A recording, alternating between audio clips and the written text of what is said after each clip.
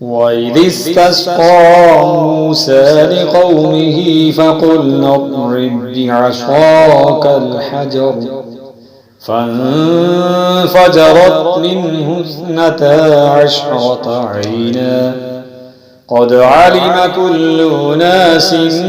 مشربهم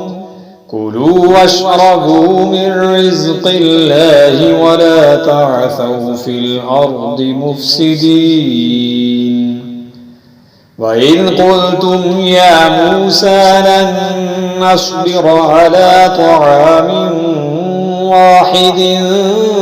فادع لنا ربك يخرج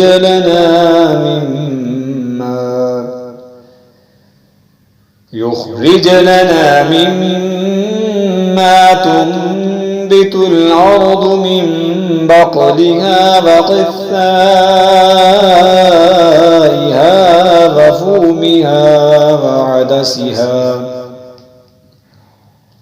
وفومها وعدسها وبصلها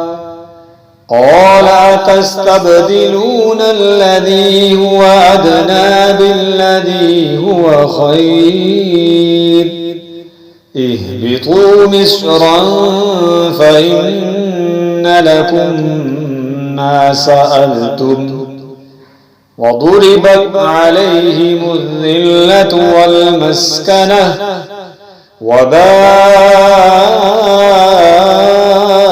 بغضب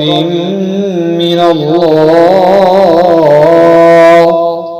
ذلك بأنهم كانوا يكفرون بآيات الله ويقتلون